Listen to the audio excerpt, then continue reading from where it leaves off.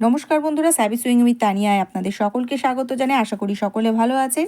আমি তানিয়া আজকে নিয়ে চলে এসেছি একটি কামিজ কাটিং নিয়ে। তো এই কামিজ কাটিংটা একদম যারা নতুন রয়েছে তারাও কিন্তু খুব সহজভাবে এই কামিজটি কাটিং করতে পারবে এবং খুব ভালো করে তারা ঘরে বসে সেলাই করতে পারবে শুধুমাত্র এই একটি ভিডিও দেখেই।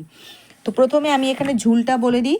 কাপড়কে আমি এখানে 2 ভাঁজ করে পাতিয়ে নিয়েছি এবং জোড়া দিকটা রয়েছে আমার দিকে, খোলা দিকটা রয়েছে উল্টো দিকে।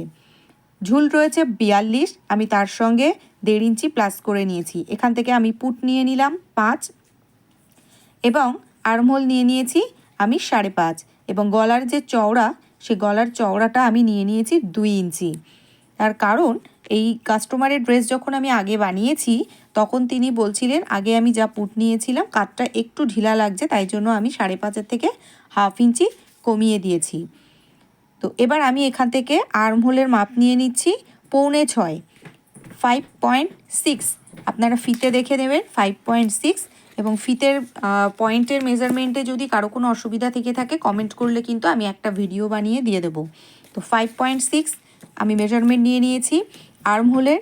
তারপরে আমি কোমরের মেজারমেন্ট নিয়ে নিয়েছি 14.5 এবং আমি হিপের মেজারমেন্ট নিয়ে নিয়েছি 22 এবং প্রত্যেকটা মাপ আমি নেব 1/4 বাস্ট, 1/4 ওয়েস্ট, 1/4 হিপ।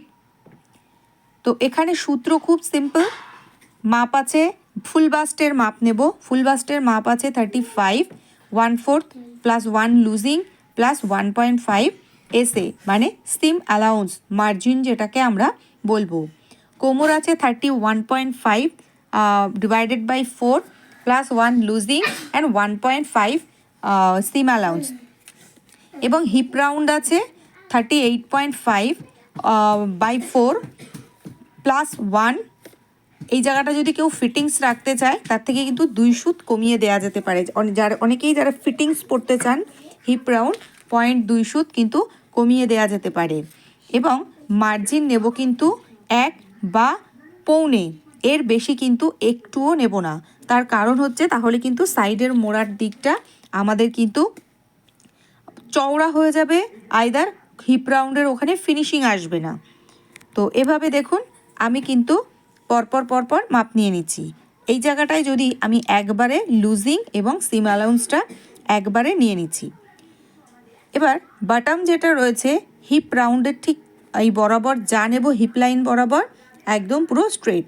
এখন কিন্তু সবাই স্ট্রেট কামিজই পছন্দ করে। তো এখান থেকে আমি এবার স্কেল দিয়ে সোজা স্কেল বরাবর সোজা দাগটা এখান থেকে কেটে নিলাম।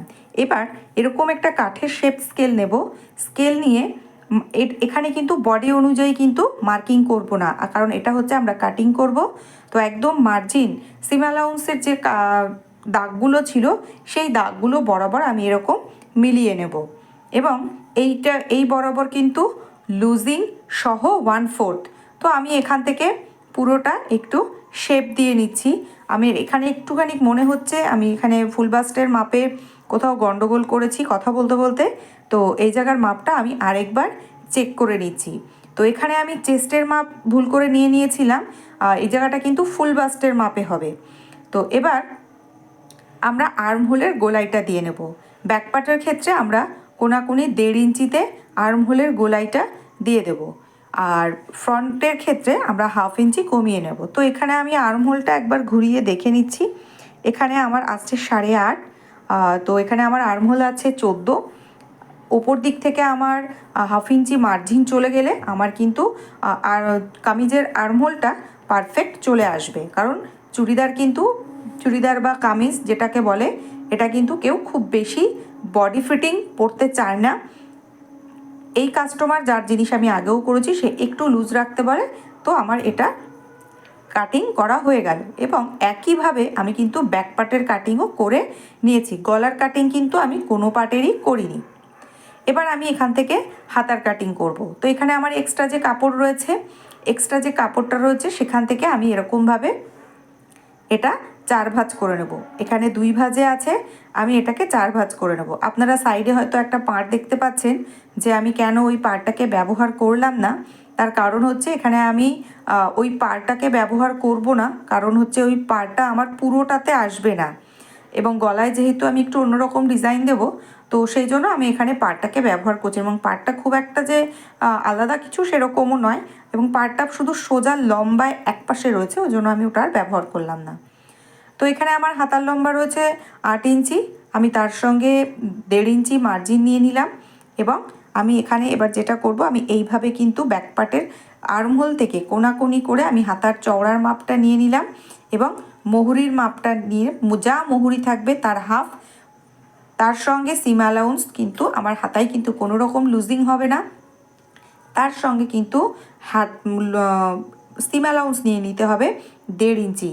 এবার হাতা কিন্তু পুরো বডি ফিটিং করে নেবে না, সেটা মাপ নেওয়ার যে পদ্ধতি রয়েছে ওই পদ্ধতিতেই কিন্তু নিতে হবে, কাস্টমার যেরকম লুজিং পছন্দ করবে সেই অনুযায়ী। তো এবার আমি কেটে নিলাম, আপনারা দেখতেই পাচ্ছেন কর্নার যে দিকটা রয়েছে ওই দিকটা কিন্তু একটুখানি 1.5 ইঞ্চি কাপড় আমার যোগ হবে।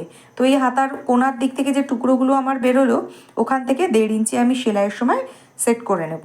তো এবার আমি এখান থেকে করব গলার মার্কিং।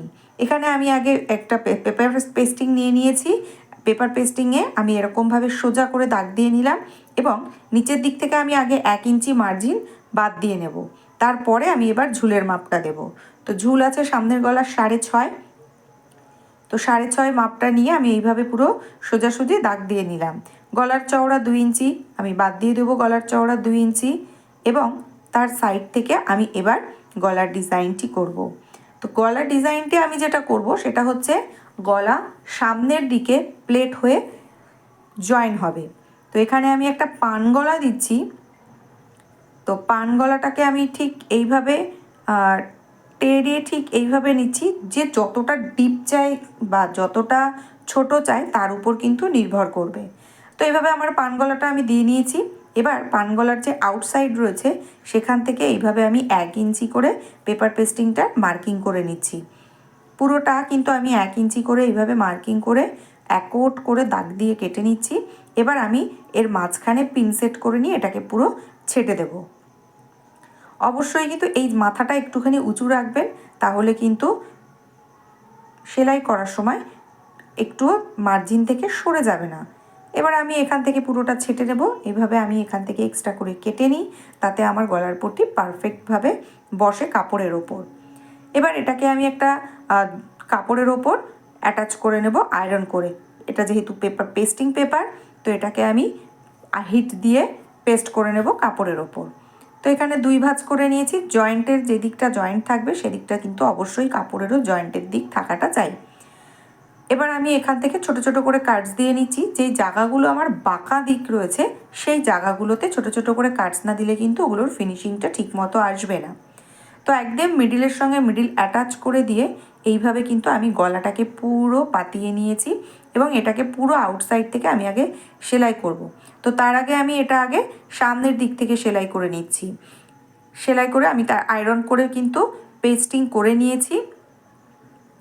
এটাকে এবার আমি ঘুরিয়ে ঘুরিয়ে,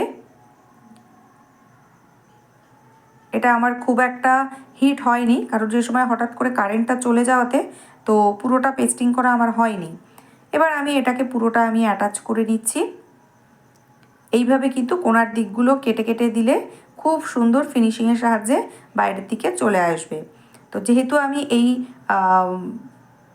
পেস্টিংটা আমি বাইরের দিকে সেট করব, যেটা আমার ওপেন থাকবে, দেখা যাবে, সেজন্য কিন্তু এর ফিনিশিংটা আসা খুব জরুরি, তা না হলে কিন্তু দেখতে খারাপ দেখাবে। তো পুরোটাকে আমি এইভাবে আউটসাইড থেকে আস্তে আস্তে আস্তে আস্তে করে পুরো সেলাই করে নিচ্ছি। যেই জায়গাটা মনে হবে ফোলা সেই জায়গা থেকে একটুখানি করে কোণাটা কেটে দিলেই ঠিক হয়ে যাবে। এবার যেগুলো এক্সট্রা কাপড় ছিল যাতে পাফি না হয়ে থাকে সেটাকে আমি ছেটে দিয়ে এবার আমি আবার পুরো মাঝ বরাবর এটাকে একটুখানি মার্কিং করে নিচ্ছি, এবং পুরো চেপে আমি একটু বসিয়ে নিচ্ছি যাতে 2 সাইডে আমার পুরো সমানভাবে থাকে। এবার আমি কাপড়ের যেটা উল্টো দিক থাকবে, কাপড়ের এটা কিন্তু উল্টো দিক, এবং কাপড়ের উল্টো দিকের ওপর আমি এই পেপার পেস্টিংটা গলাটাকে সোজাভাবে মিলিয়ে রাখবো।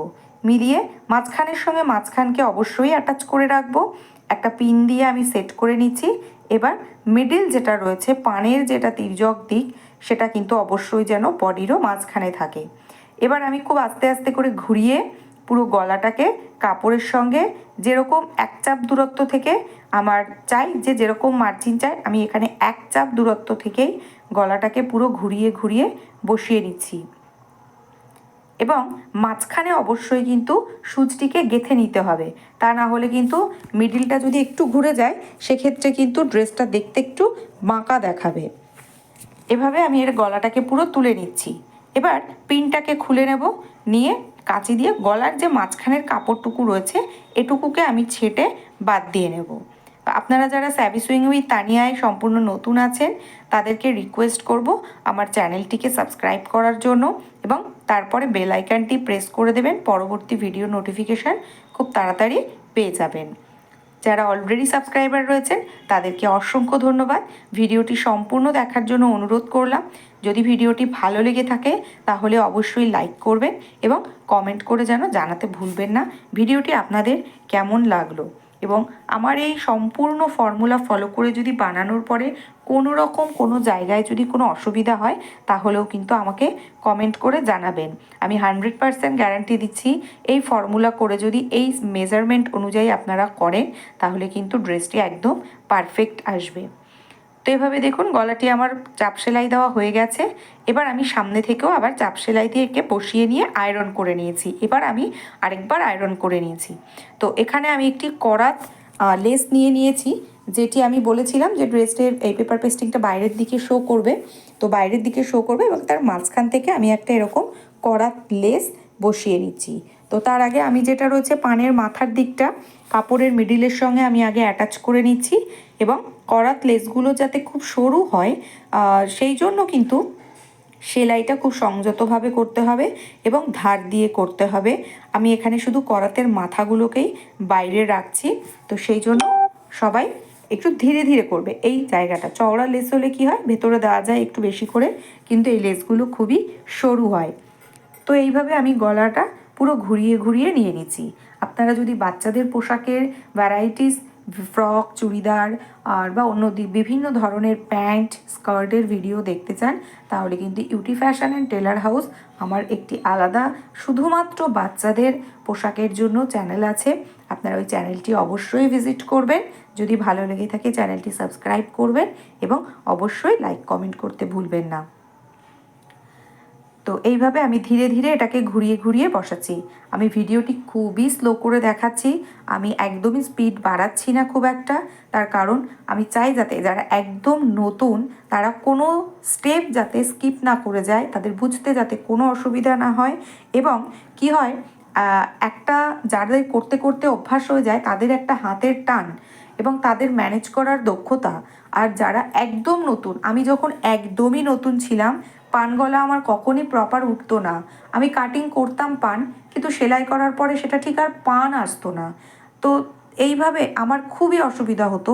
এবং এই যে বাইরের দিকের গলা থাকতো, আমি আগে খুবই এই রকম গলা করতে একটু দোমনা করতাম, কারণ আমার গলার ফিনিশিং আসতো না। তার কারণ হচ্ছে আমি কাপড় আর পেপার পেস্টিংয়ের টানটা সঠিক রাখতাম না।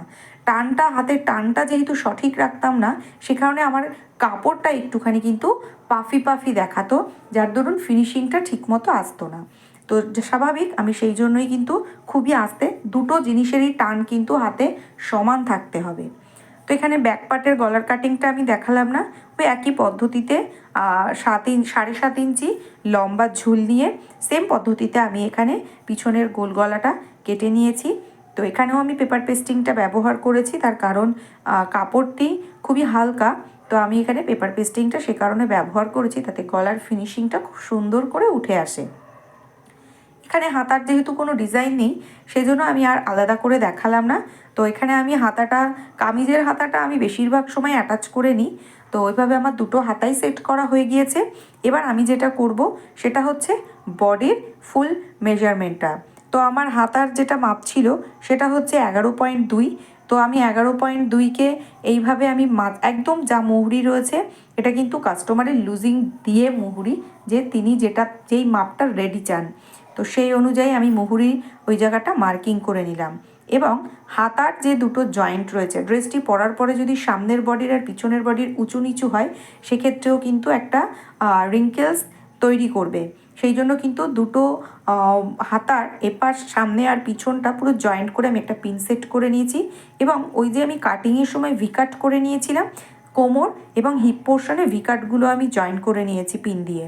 এবং হিপের জন্য আমি 1 ইঞ্চি মার্জিন নিয়েছিলাম, তো এখানে আমি পিন সেট করে দিলাম। কোমরে আমি 1.5 ইঞ্চি নিয়েছিলাম এবং ছাতিও আমি 1.5 ইঞ্চি নিয়েছিলাম। পিন দিয়ে সেট করে এরকম আমি পেন্সিল দিয়ে মার্ক করে নিয়েছি।